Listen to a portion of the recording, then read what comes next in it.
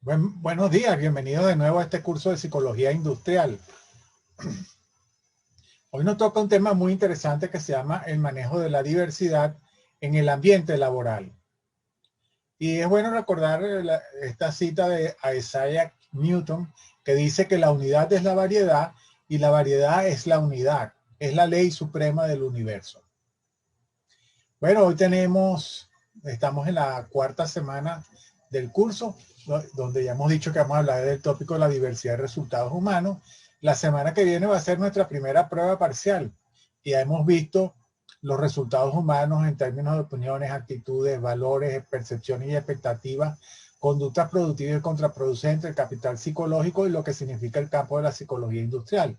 Con eso estamos trabajando con la unidad 1 que se compone de este curso. Bueno, hay que prepararse ya entonces para su primer examen parcial.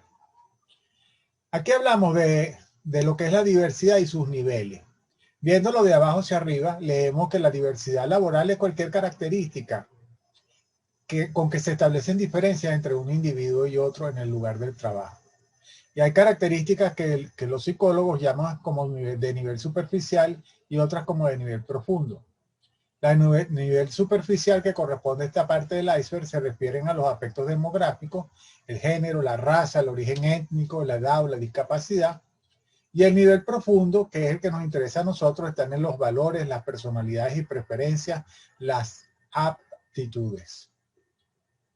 Entonces, cuando hablamos de niveles de diversidad, nos estamos refiriendo a nivel superficial y nivel profundo.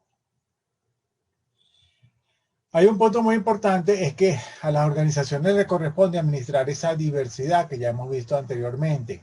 Y eso se debe, por un lado, a cómo administras tú las características biográficas, que es el nivel superficial, y cómo administras tú la diversidad en los niveles profundos. Y a eso es lo que se refiere este capítulo. Entonces, en primer lugar, tenemos que entender, aunque ya hemos visto algo de eso en el video anterior que trajimos a colación, hay tres términos que es importante aprender. Primero es el de vistos de abajo hacia arriba: discriminar, estereotipar y perfilar. ¿Qué significa discriminar? Es señalar una diferencia.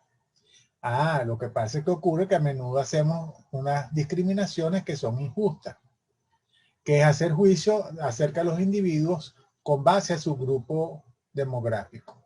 Luego tenemos estereotipar, que es juzgar a alguien con base a la percepción que se tiene del grupo que pertenece. El resultado de esta acción son los estereotipos. Y por último, perfilar es forma de construir estereotipos con lo que se describe un grupo de individuos: raza, origen étnico, nacionalidad, para ofender, escudriñar o investigar en profundidad. Por ejemplo, la persona que se viste como rockero no significa que sea hijo del diablo. La persona que se viste con ropa holgada no quiere decir que es ni marihuanero ni delincuente. El que reside en zonas rojas no es necesariamente un delincuente. El que viste a la moda no necesariamente es un homosexual. Y el homosexual no es necesariamente ni fiestero ni portador de VIH. Esto, por supuesto, está sacado de otro país, pero les da a ustedes alguna idea de lo que significa hacer un esfuerzo de eliminar los estereotipos, que es catalogar a la gente por pertenecer a un grupo social o por su forma de vestir, y eso puede causar intolerancia o discriminación. Bueno, vamos a nosotros a animarnos a ustedes a escribir por aquí, por la plataforma, cuáles serían ejemplos de estereotipos en el campo. Yo voy a poner el primer ejemplo. Mi ejemplo es: los profesores adultos mayores no manejan la tecnología de la información y la comunicación. Veamos ahora cuáles son tus ejemplos y vamos a dar un espacio para que ustedes puedan escribir algunos ejemplos de estereotipo, de discriminación en el campo. En las organizaciones hay diversas formas de discriminación. Ahí tenemos varios ejemplos, como de prácticas o políticas discriminatorias, acoso sexual, intimidación, burlas e insultos, exclusión o descortesía. Ahí tenemos la definición de cada uno de ellos. Y luego los ejemplos que ocurren en las organizaciones. Voy a hablar de intimidación y de exclusión. En la intimidación, amenazas o acosos explícitos dirigidos a los miembros de un grupo específico de trabajadores. Los empleados afroestadounidenses de algunas compañías han encontrado cuerdas anudadas a manera de horca colgadas de su sitio de trabajo. Esa es una forma de intimidación muy, muy importante. Y ustedes han visto cómo en los últimos tiempos ha habido maltratos a los afroestadounidenses en los Estados Unidos de parte de la policía.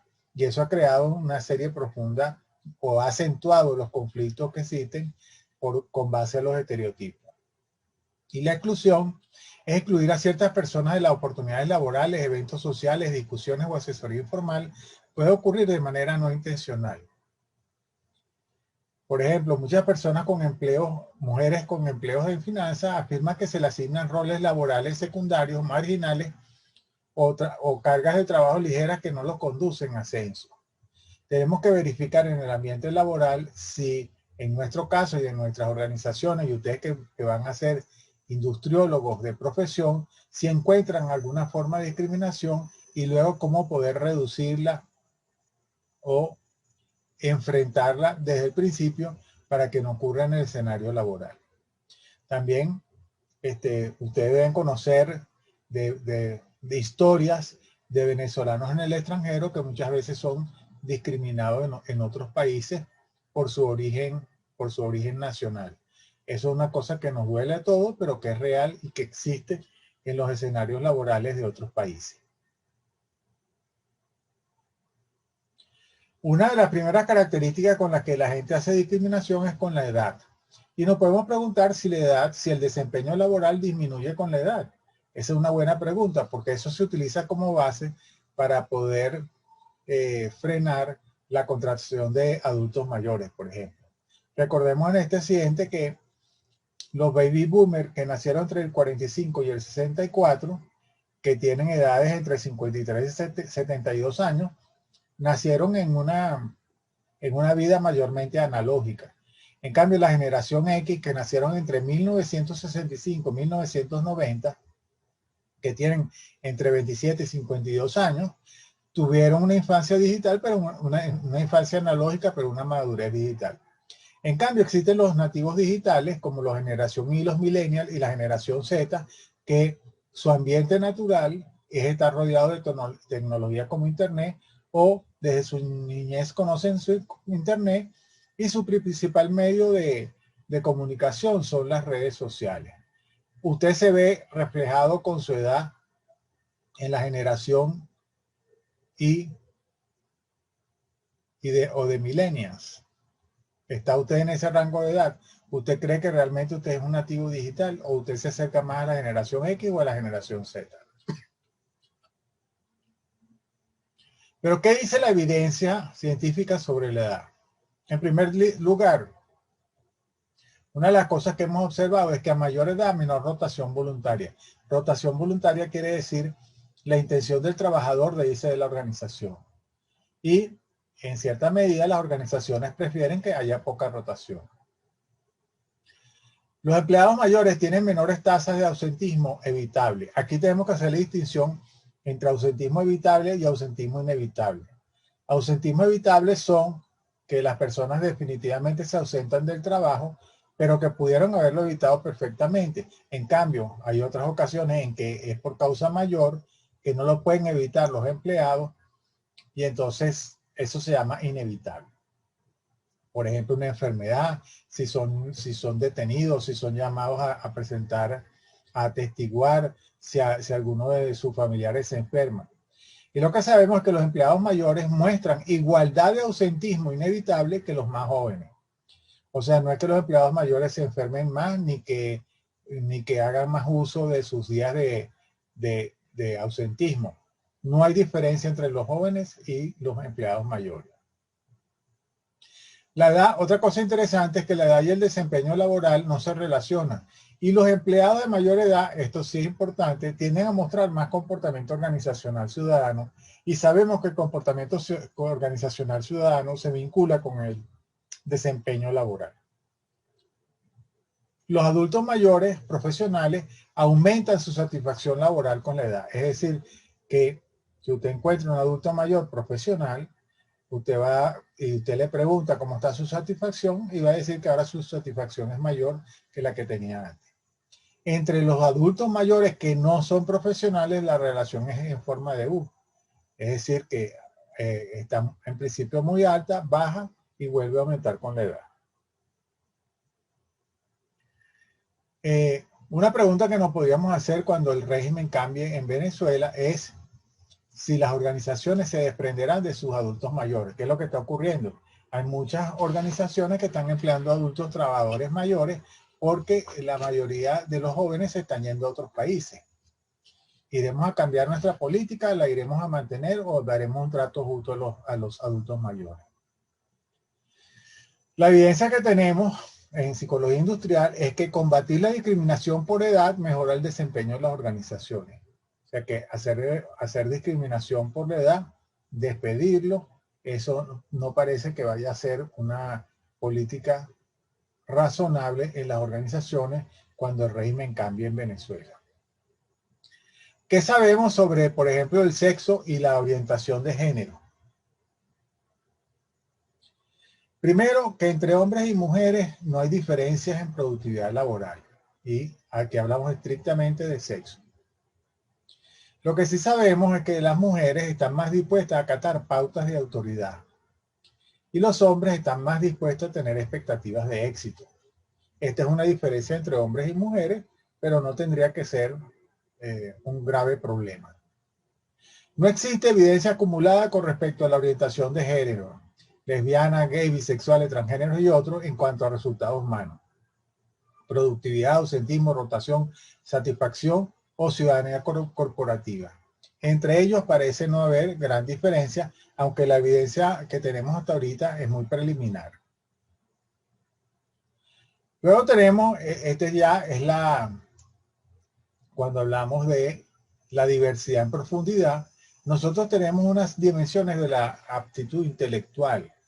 Y ahí tenemos unas dimensiones que son la habilidad numérica, comprensión verbal, velocidad perceptual, razonamiento inductivo, razonamiento deductivo, visualización espacial y memoria. Ahí tienen unas descripciones con las cuales no voy a entrar en detalle.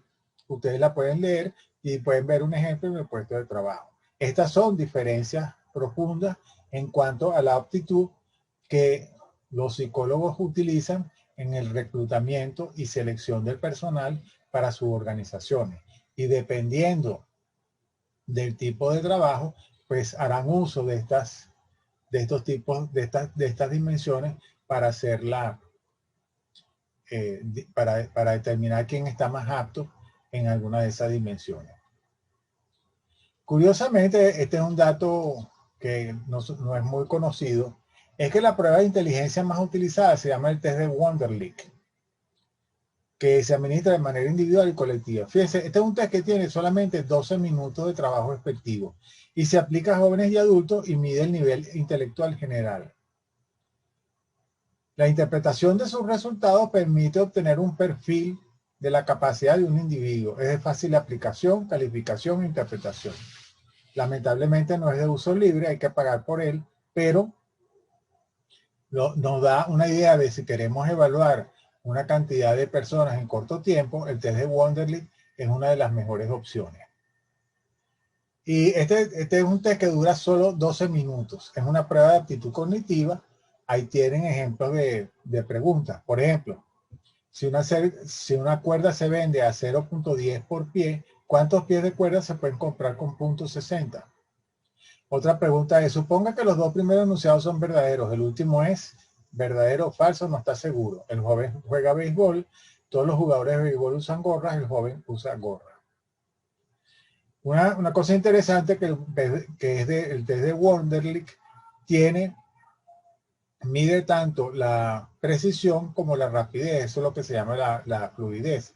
La rapidez, que casi nadie tiene tiempo de responder a todas las preguntas, y la inteligencia, los reactivos son progresivamente más difíciles.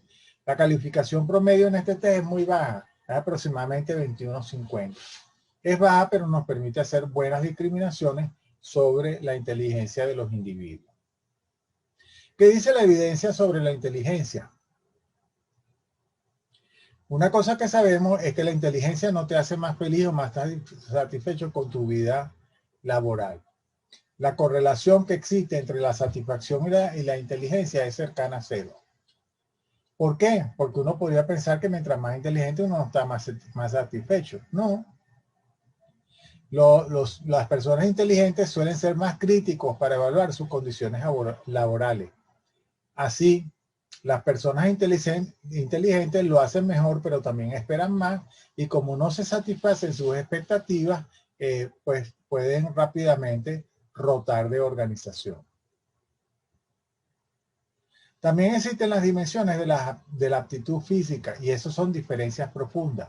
Existen 9 aptitudes físicas, no las voy a leer, ustedes las tienen allí, las deben revisar con detalle, las tienen en su capítulo, y ustedes tienen que saber distinguir cuáles de esas aptitudes físicas podrían hacer una diferencia a la hora de contratar a una persona. Por ejemplo, ustedes se podrían preguntar cuál de esas aptitudes físicas serían necesarias en el puesto de motorizado de catering a tiempo. Así que, por favor, revisen, tengan pendiente esta figura que es importante para su aprendizaje. Ahora hablamos del rol de las discapacidades. No todos ustedes ven televisión y a lo mejor muchos de ustedes no conocen esto, pero hay una serie de televisión que se llama El Good Doctor. Esta es una serie que se transmite por el canal Sony. Actualmente se está repitiendo muchos capítulos de la temporada. Esta está protagonizada por Sean Murphy, un joven cirujano, pero que tiene autismo y el síndrome del sabio. Por cierto, esta es una serie originalmente coreana, pero este señor, Sean Murphy, tiene autismo y el síndrome del sabio. El síndrome del sabio es una propuesta de Daryl Triffett referida a personas con un talento o competencia mental que es extraordinaria, desarrolladas por distintos motivos y que pueden tener o no aplicación práctica. Pueden ser la memoria fotográfica, aprender idiomas, capacidad de hacer cálculos matemáticos rápidos y la sinestesia, entre otras características. Una persona sinestésica puede, por ejemplo, oír colores, ver sonidos y percibir sensaciones gustativas al tocar un objeto con una textura determinada. Ellos lo sienten realmente. Entonces esta serie trata de esa historia y de la lucha que tiene el doctor Sean Murphy por ser aceptado en una de las especialidades más difíciles de afrontar, que es el de ser un cirujano. Yo realmente las recomiendo porque cada semana trae un tema por demás interesante y los dramas y las caracterizaciones que hacen cada uno de los actores y actrices es por demás interesante. Así que si pueden verla, porque habla también del rol de las discapacidades en la diversidad cultural. Y vamos a hacer ahora pues una encuesta a ver quiénes han visto esta serie para ver si llena sus expectativas en términos del rol de las discapacidades. Entonces es importante que nosotros hagamos lo que se llama una administración de la diversidad. Ya conociendo que existe la diversidad superficial y la diversidad profunda, ¿qué es lo que tenemos que hacer en términos de procesos? ¿Qué es lo que podemos sugerir a los directivos y a los gerentes o qué podemos hacer nosotros como directivos y gerentes para que la gente tome conciencia y tenga sensibilidad ante las necesidades y las diferencias de la gente que es distinta a uno? Por ejemplo, tampoco necesariamente tiene que ser familiar para ustedes, pero una de mis preferencias y se refiere a las carreras de automóviles de NASCAR. La carrera de automóviles de NASCAR se ha hecho un programa de la Administración de la Diversidad donde se trata deliberadamente de incluir mujeres como las que ustedes ven aquí y también personas de color como posibles corredores cuando este ha sido tradicionalmente un deporte para, digamos así, personas que son típicamente norteamericanos, y con típicamente norteamericanos quiere decir blanco, y no siempre se ha recibido de buena manera a personas que tienen distintos colores, y además se había evitado hasta ahora la participación de la mujer. Entonces, hay organizaciones que están haciendo todo lo posible por hacer programas de administración de la diversidad, y ustedes a lo mejor pueden encontrar ejemplos de lo que se hace en las organizaciones.